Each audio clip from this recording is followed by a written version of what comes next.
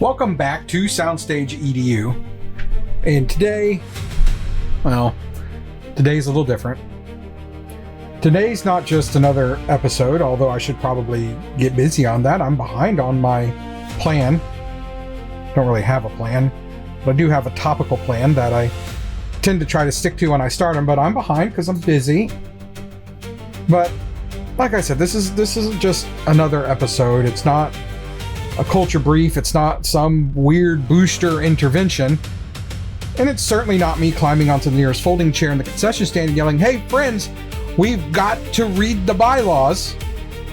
Although, to be clear, I do reserve the right to do that at any time. But today is, it's an anniversary episode. Year 1 of SoundstageEDU is officially over. And I gotta be honest with you, that sentence feels kind of weird. I remember when I sat down in this chair, in this office, in front of this monitor, staring at my Audacity recording deck, and I hit record,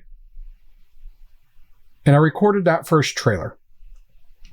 Now, it's since been updated, but I do remember when I sat down and recorded that.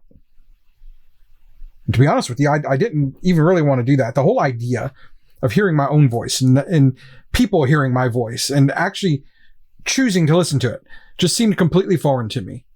Why would anyone want to do that? Why am I wasting my time? Why am I getting my hopes up that this could become anything? I'll be honest with you, I almost didn't hit record, but I did. I recorded that first trailer, and then shortly after that, the first episode, and it was late at night. And apparently, allegedly, she wasn't even a teenager yet, but my young daughter was apparently sitting on the floor outside of my office with the door closed, listening. But I mean, listen, when I started this thing, I knew I had thoughts. That's why I started it. I knew I had experience, certainly had stories. And I had opinions. Lots of them. Some of them loud, some of them inconvenient, and some of them apparently capable of ruining a booster president's entire afternoon. But I didn't know what this thing was going to become. I just did it. I didn't know that a podcast about booster organizations and marching band and theater programs, drum corps, parent culture, audio systems, governance, leadership, the occasional existential crisis over concession stand sign-up sheets would actually find people. But it did. You found it, and I found some of you, but and you know, whether you've been here since episode 1, or maybe you found me in a Facebook group, or whether you heard one clip and thought, who is this dude? And why is he yelling about nonprofit compliance with such emotional intensity? Or where a lot of you probably found me was when I released an episode about judging rubric. But either way, I'm genuinely glad that all of you are here. Because year 1 has taught me something very, very clearly. This work that I have put myself in the center of is needed. And it's not because I'm special. Certainly not because I have all the answers, because a lot of times I have to go look for them and do my own research for you guys. Not because SoundstageEDU is some polished corporate machine with a staff of 12, a glass office, branded mugs, and a social media intern named Braden who says things like, we should make this more snackable. I mean, no, I'm a solid Gen Xer figuring this out as I go. This work is needed because our fine arts programs are carrying far more weight than people ever realize. Our directors, they're exhausted. Our parents are confused. Our boards are often, not often, almost, you know what? Our boards are undertrained. Our volunteers are overwhelmed. And you know what really sits with me heavy is that our students are watching all of it. I see too many organizations trying to survive on vibes, Venmo, duct tape, trauma bonding, and one very tired treasurer who's the only person who knows where the login is. And friends, you've heard me say it a million times, that is not sustainable. So today, I want to tell the story. The whole story. I told a fan the other day that I got my start in writing and storytelling, and they asked, well, what kind of writing did you do? And I did dystopian fiction. That's about the crux of it. Dystopia. I've always had a natural knack to tell a story, so that's what I'm going to do now. Just tell you the SoundstageEDU story. Tell you my story. How SoundstageEDU started, how it evolved, what we learned, where we're headed, and how you can plug into this work if you believe, like I do, that arts education deserves better systems, better culture, better leadership, and just overall better support. And yes, we're absolutely going to talk about the drama because, let's be honest, some of you are here for the governance, some of you are here for the culture, and some of you are here because you saw one booster breakdown post and thought, oh no, that sounds exactly like my organization. Welcome home. So let's go back to the beginning. SoundstageEDU started from a very simple belief. The arts deserve professional level support. Not just on the stage, not just on the field, not just in the auditorium when the curtain opens or when the drum line steps off, but behind the scenes. Inside of the systems, leadership, parent culture, in the booster board, in the tech booth, in the financial process, in the meeting where someone says, well, we've always done it this way. And everyone sitting around that table just quietly dies inside. Because the truth is, a program can have talented students, passionate directors, and supportive families, and still struggle because the structure around them is broken. This is where SoundstageEDU found its lane. At first, I thought this might be mostly about technical support. Sideline audio, marching band electronics, percussion education, theater sound, practical field systems, student tech training. And all of those things, they're still very much a part of the mission. Because let me say this very clearly. The technical side of the arts is not secondary.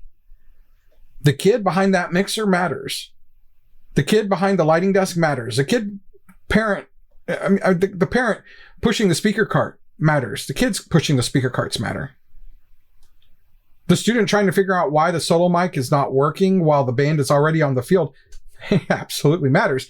And I still believe we need more practical, plain language resources for the people who are being handed audio systems with no training and told good luck. But very quickly, while doing that, something else started to happen around me. The more I talked about systems, the more people started asking about boosters. The more I talked about boosters, the more people started asking about bylaws. The more I talked about bylaws, the more people started telling stories. And oh my goodness, friends, the stories. The secret elections, the missing financial reports, the boards that forgot they served the program and not themselves, the parent cliques, the you can't ask questions because that means you're attacking the children crowd, right? The mysterious treasurer situation, the receipts that live in someone's glove box, the bylaws that allegedly exist but have not been seen since the Bush administration. The organizations are asking for transparency and they get treated like you kicked a puppy at halftime. And it was in those moments that SoundstageEDU started to shift a little bit, because I realized something. A lot of our problems are not just operational. They are indeed cultural. We do not have a volunteer program as often as we think that we do. What we do have, more often than not, is a culture problem.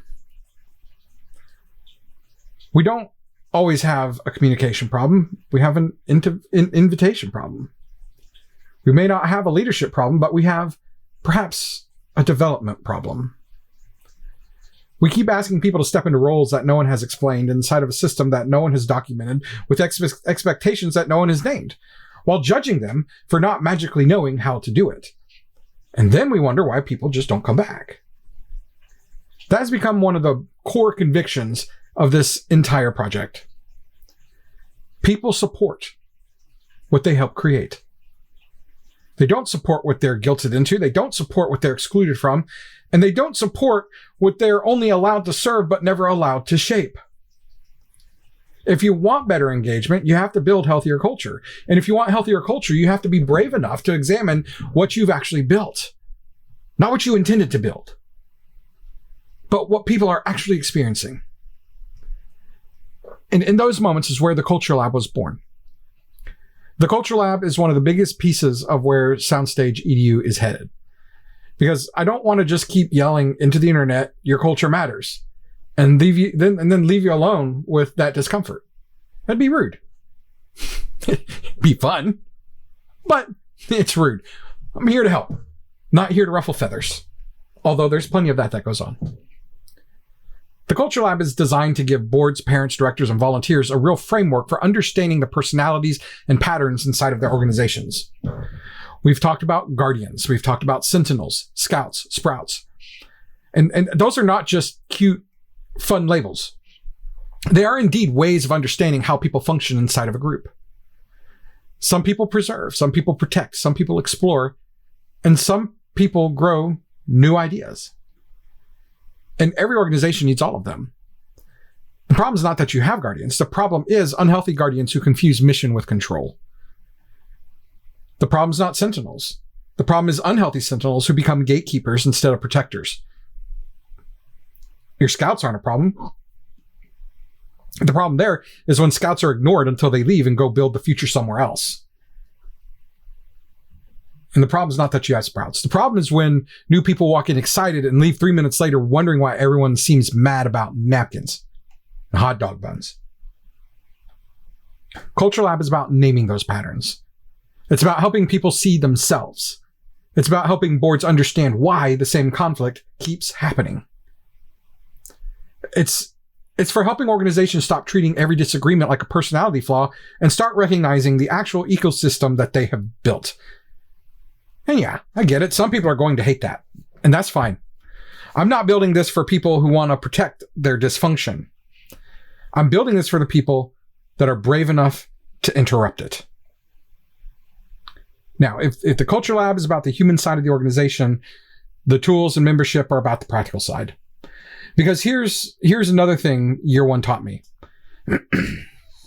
People are not always unwilling. A lot of time, they just don't know where to start. They don't know what a booster board should have. They don't know what a clean bylaw structure looks like. They don't know what should be in meeting minutes. They don't know how to onboard officers. They don't know how to separate director authority from booster authority. They don't know how to talk about scholarships and dues and fundraising, restricted funds, parent expectations, sponsorships, or financial transparency without accidentally creating a small constitutional crisis inside of the band room. And honestly, why would they? Why? I mean, most booster leaders are volunteers. They're parents. They didn't wake up one morning and say, you know what I would love to do this year? I would love to become responsible for a nonprofit governance while also selling cheesecakes and learning the difference between a purchase order and a reimbursement request. They stepped in because they cared. They stepped in because they had a kid in the program that they loved, and their kid loved the program. And then they got handed a binder, a password, 3 conflicting opinions, and a haunted spreadsheet. So the tools membership exists to help with that. Templates, guides, checklists, board documents, governance resources, culture tools, practical explanations.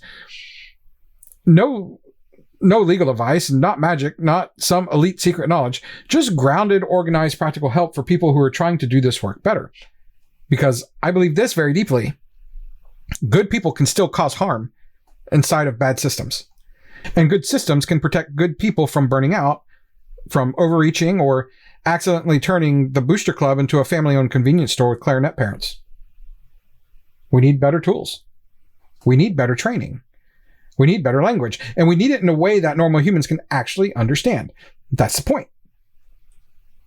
Not to make booster leadership more intimidating, to make it less mysterious. Because mystery is where dysfunction hides. And then there are the leadership labs. Those are coming. They matter because one of the things I've seen over and over again is that we treat leadership like an election result instead of a skill set. Someone becomes president and suddenly we assume they know how to lead a meeting.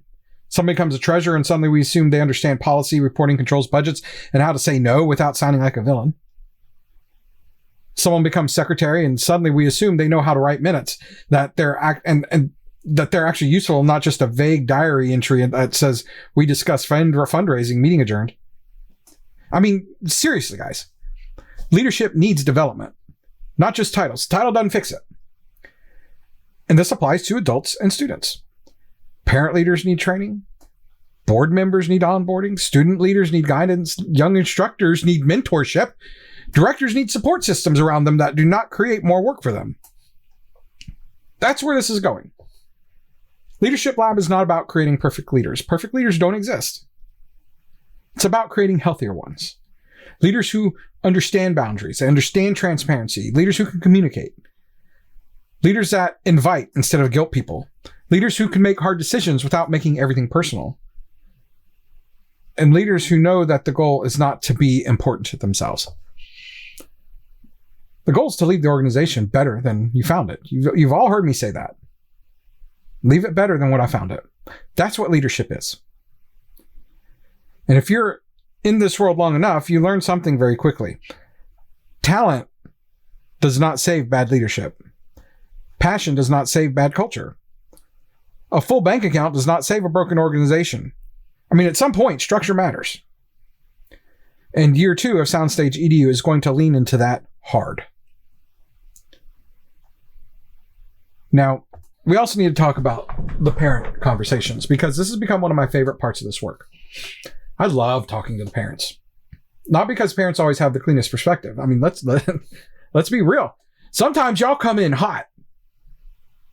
Because sometimes these parents are wounded. They're confused. Sometimes parents are projecting their own school trauma onto a 16-year-old trumpet placement decision.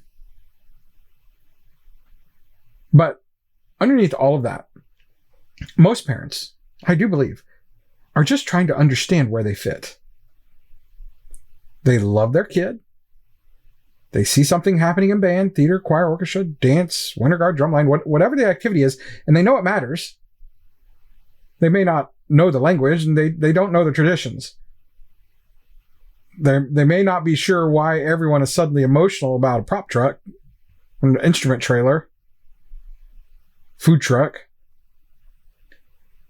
But they do know that their kid is changing. They know their kid's finding confidence. They're finding people. It's evident that their kid is becoming more fully themselves. And for a lot of you parents out there, that's overwhelming, but it's overwhelming in the best way. So yeah, we're going to keep having parent conversations.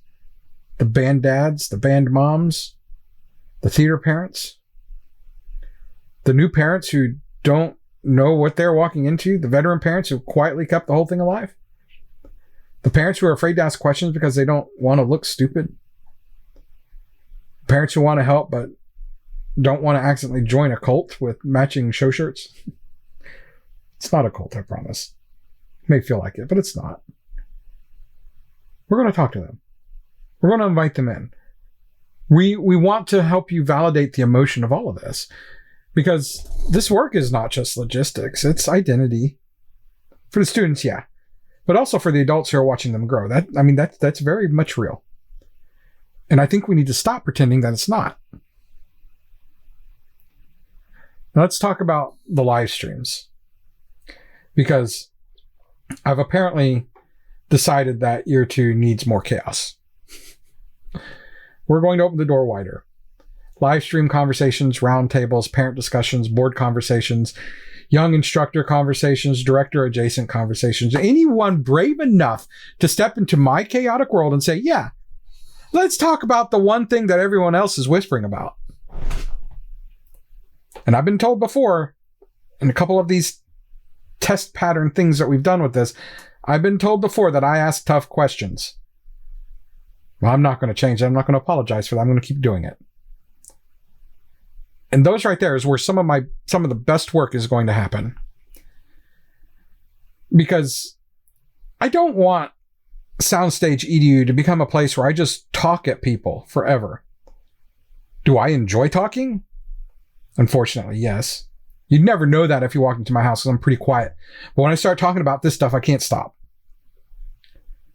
Have I built an entire project around having thoughts into a microphone? Sure have. But the point is bigger than me. The point is building a conversation. I want to hear from the parents in the trenches. I want to hear from the treasurers who inherited a mess. I want to hear from the directors who are trying to manage parent energy without losing their minds. I want to hear from the young instructors who know they have passion but need grounding. I want to hear from the young instructors that know that just because they play doesn't necessarily mean that they can teach. Let's get together and talk about it. Let's turn the corner. And I want to hear from the people who survived the drama and have something useful to teach. And yes, I want to hear from the people who disagree. We don't always have to be in agreement. We're allowed to have discourse here. I want to hear from people who disagree with me. I want to hear from them respectfully, bravely, with receipts if needed. Because if year one taught us anything, it's that avoiding hard conversations does not make organizations healthier. It just moves the conflict into parking lots and group chats and anonymous Facebook comments. And friends, I've seen enough anonymous Facebook comments to last 7 lifetimes. Now, let's talk about the drama. Because you knew we were getting here. One of the most surprising things about year one is how many people connected with what I lovingly refer to as the booster breakdown material. The CSI style stuff. Let's examine the scene of the organizational crime content. You know, you're not going to hear that soon. We're actively producing that. I've done some episodes where we have done similar things, and they've gotten the most traffic of anything I've ever done. And the reason I think that happens is I think people connect with that stuff because it feels familiar. You see a situation, you immediately think, oh, wait, that happened to us. Or, it's happening right now. Or, oh, no, I think I might be the person in this story. Is that happening to y'all yet? I'm just curious. And to be clear, the point of those videos that we're producing is not going to be to humiliate people. It's not to turn booster dysfunction into a reality show, because I'm not an actor. I'm not that fun. Although, let's be honest, some of these stories could absolutely support like a 6-part Netflix documentary called Receipts, a Booster Club Mystery. But no, I'm just kidding. The real purpose is education. I mean, sometimes people don't understand a problem until they see it dramatized. Sometimes they don't realize how strange a situation is until someone lays it out like a case file. You know, like Exhibit A, the bylaws no one can find. Exhibit B, the election that somehow happened before anyone knew that nominations were open. Or Exhibit C, the Treasury report that says we have money and nothing else. I mean, or you just go on all day for these. The president who thinks transparency is a personal attack. The director who just wants the parents to stop fighting long enough to order water for band camp. That content works because it gives people language. It helps them identify the red flags by seeing them happen in real time to real people. It helps them separate normal volunteer messiness from actual governance risk. Because, let's be clear, not every messy organization is corrupt. Sometimes people are just tired. Maybe they're even undertrained, or sometimes they're using old systems, or they inherited bad habits. Sometimes a person before them said, this is how we do it, and nobody ever questioned whether this was legal, ethical, effective, or even remotely sane. But when secrecy becomes normal, when control becomes culture, when questioning becomes disloyalty, when money becomes unclear, when parents are punished for asking reasonable questions, it's no longer just messy. It's a problem. And SoundstageEDU is going to keep talking about it. with humor, with facts, with clarity, with the occasional dramatic pause. Because sometimes the only way to help people see dysfunction is to turn on the flashlight and say, friends, why is there a receipt from 2019 in this tackle box? But here's the heart underneath all of it.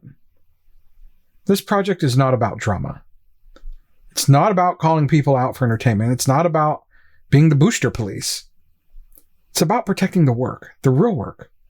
The kids, the directors, programs, volunteers, communities, those moments that change lives forever. Because I know what music did for me. And I know what these spaces can do for a kid who does not quite know where they belong. I know what it feels like to find identity inside of a rehearsal, to find confidence inside repetition, to find family inside of section, to find purpose inside of something bigger than yourself. And I know that theater does the same thing. Choir does the same thing. Orchestra does the same thing. Guard does the same thing. Drumline does the same thing. Tech crew does the same thing. All of them do the same thing. These programs are not extras. They're not decorations around real education. They're places where many students become whole. And if that's true, and I believe with everything in me that it is, then the systems supporting these programs matter. The adults matter, the culture matters, the governance matters, the training matters, the tech matters. The parent experience matters. The way we welcome new families matters. The way we handle conflict matters. The way we talk about money, the way we transition leadership, the way we care for volunteers, it all matters. The way we protect directors from unnecessary chaos matters. And if all of that matters, because students don't just experience a performance, they experience the ecosystem. And if that ecosystem is unhealthy, they feel it. Even when we think they don't. Especially then. So where are we headed? Year 2 is about building. Year 1 was discovery. It was me throwing the doors open and saying, let's see what happens. And what happened was this. People responded. They listened. They messaged. They shared stories. They asked questions. They challenged ideas. They joined conversations. It made me realize that this thing has legs. So year 2 is about turning the mission into structure. Culture lab, tools memberships, leadership labs, parent conversations, live streams, breakdown videos, templates, guides, roundtables, training resources, more podcast episodes, more practical support, more direct conversations, and yes, more chaos. Because apparently that's part of the brand now. But underneath the chaos, there's a very serious goal.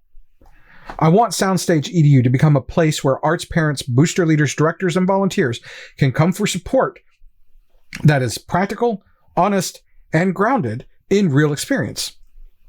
Not vague inspiration, not just communicate better, not build better relationships with no explanation of how to actually do it, but with real tools, real conversations, real frameworks, real help. Because these organizations don't need more shame. They need more support. They need someone to say, okay, let's slow down, let's look at the structure, let's name the problem, and let's build the next step correctly. That is what I want this to be. And now I want to talk directly to the people that are actually still here listening after 30 minutes. If you've gotten value from this work this year, there are ways to plug in. Join the Culture Lab. If your organization keeps running into the same people problems, the same resistance, the same clicks, the same volunteer confusion, the same why won't anyone help us conversation, the Culture Lab is for you. Join the tools membership. If you're on a board, stepping into leadership, trying to build structure, trying to write documents, trying to understand what your organization should actually have in place, the tools membership is for you. And then keep an eye out for the leadership labs, because those are coming and they are going to matter. Just jump into the parent conversations, share your experience, ask questions, bring the story, help someone else feel less alone. Show up for the live streams. Even if you're just watching from the safety of your couch thinking, absolutely, Mike, I'm not entering that chaotic world on camera. That's fine. Lurking is a valid first step. Share the episodes, send them to your board, send them to the parent who's trying. Send them to the director who needs backup. Send them to the person who keeps saying no one wants to help and maybe needs to hear that the issue might be deeper than the sign-up form. And yes, support the work financially if you can. Memberships, paid resources, consulting, donations, sharing, subscribing, all of it helps keep this sustainable. Because I want to keep as much of this as accessible as possible. I want there to be free content. I want there to be open conversations. I want there to be resources for the parent who's panicking at midnight because they just became booster president and found out the organization has absolutely no working bylaws. But to keep doing that, the project has to be sustainable. That's the honest part. SoundstageEDU is not backed by any university or big corporate entity. It's not funded by a grant. It's not being quietly bankrolled by a big concession stand. It's me building something because I believe it needs to exist. And if you believe it needs to exist too, then support it. Join, share, subscribe, book the call. Bring me into the conversation. Tell your board, tell your director, tell the parent who is one meeting away from quitting that there is help out there. That's how this grows. Not through algorithms alone, but through people who believe that the work matters. 1 year in, here's what I know. There are more good people in this space than bad ones. There are more overwhelmed people than malicious ones. There are more confused boards than corrupt boards. There are more tired directors than there are uncaring directors. And there are more parents who would help if they understood how. And there are more students depending on these ecosystems than we often realize. So no. SoundstageEDU is not here to make everything perfect. We're not doing magic. We're not sprinkling nonprofit glitter over broken systems and calling it transformation. We're here to do the work. We're here to ask better questions and build better tools and create better culture, to support better leadership and to protect the arts by strengthening the systems around it. That's the mission. That's where we started. That's where we're headed. And 1 year in, I'm more convinced than ever that this is worth building. So to everyone who listened this year, thank you. To everyone who shared an episode, thank you. To everyone who sent me a message that started with, "You're not going to believe this." First of all, I probably did believe it, but thank you. To everyone who trusted me with a question, a concern, a messy situation, a board issue, a culture problem, or a story from the trenches, thank you. And to the directors that are listening, I see you. To the parents trying to help without taking over, I see you too. To our treasurers that are holding the line, bless you. To the secretary writing minutes that no one appreciates until something goes sideways, you are heroes. And to the new volunteers wondering where they fit, stay close. To the people who are brave enough to challenge unhealthy culture, keep going. And to the students, my dear students, at the center of all of this, you are why it matters. You are why we build better. You are why we keep showing up. And you are why the adults need to get this right. Year 1 is over. Year 2 begins now. The curtain is open. The lab is warming up. The case files are stacking. The conversations are getting louder. And the folding chair is always nearby in case I need to climb up and say something inconvenient. So I want to welcome you to the next era of SoundstageEDU. Let's raise the bar together.